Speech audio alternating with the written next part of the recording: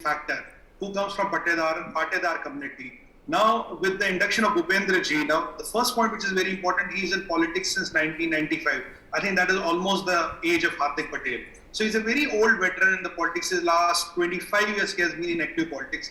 Very clean track record, an engineer by profession and an MLA with a sizable win. Complete track record and no blots, no allegations, nothing like that. And he comes from the Patedar community, which controls around 70 to 20% of the vote. So with induction of Mr. Patel, and Nitin Bhai Patel is already here, he is the Deputy CM. So with both these Patels coming together, BJP very smartly has been able to nullify whatever impact or factor Hardik Patel could have brought in. So this naturally elevates the chances of BJP. And let's not forget, Uday, this is the home state of Prime Minister Modi. And if BJP wins this time, this will be a 6th-time victory in row. And BJP will not leave any stone unturned to make that happen. So in Indian politics, at the right point of time, some caste-based changes and all are done. So Vijay Rupani ji did a fantastic job. But now the elections are approaching. A change in the leadership would definitely add up to the chances of making it for the 6th time in a row, which will be again a record. And let's not forget, Gujarat is the place where Prime Minister Modi comes from, and it is not easy for anybody to fit into his shoes. The expectations are so high of the people, of the cadre, and of the central leadership as well. So Mr. Bhupendra Patel will have a uphill task to do, but looking at his capabilities and looking at his selection, which obviously has been done considering all these factors, I think this will substantially increase the chances of BJP of getting one more term, and this will not be good news for Mr. Hardik Patel at all, because whatever he has been banking on, has been counterbalanced in a very smart move by BJP. So okay, the anger of the Patidars. Now get in, Dr. Ajay Kumar. Uday, the problem here is that why is Congress so much interested in BJP? If BJP is a mess and it is all going wrong, they should be happy with the appointment. They should welcome their appointment of Bhupendra Ji. They say, okay, there is one more last nail in the coffin. But that is not the thing. The thing is, Uday, BJP, what it is able to do, let me ask you a question.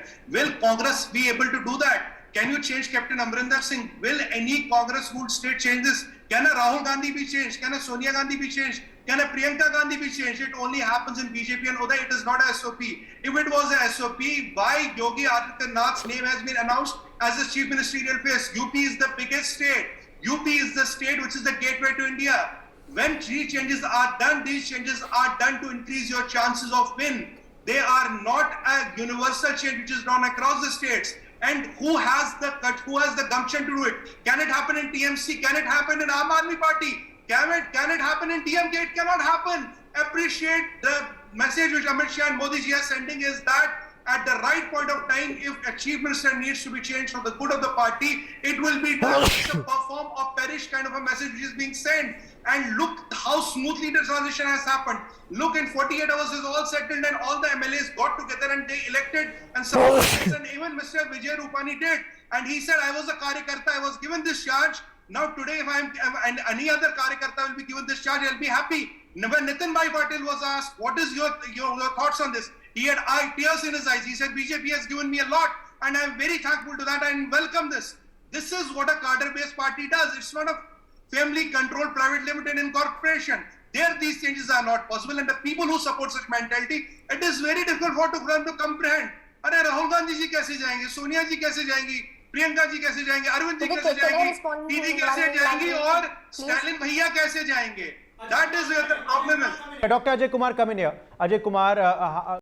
The problem here is that, we can be flying kites in the thin air and saying there is unemployment, there is this. Do you think a person on the ground who comes and votes is stupid? Do you think he doesn't know? Now, if BJP in such a dismal state, you should be happy as a Congress. You're definitely going to make. Why is your Hardik Patel paranoid? Why is he rattled? Why did you get a Hardik Patel? What is his political background? For one Patedar registration and you make him a Congress chief. Do you have no competent leaders? And as far as the BJP is concerned, tell me, the day Narendra Bhai Modi was born, was he destined to become what he is today? But the day Rahul Gandhi ji was born, he was destined to become what he is today. The day Priyanka ji was born, she was destined to be what she is today. It doesn't happen in BJP. How many chiefs, how many adhyakshas, and how many prime ministers came from very humble backgrounds?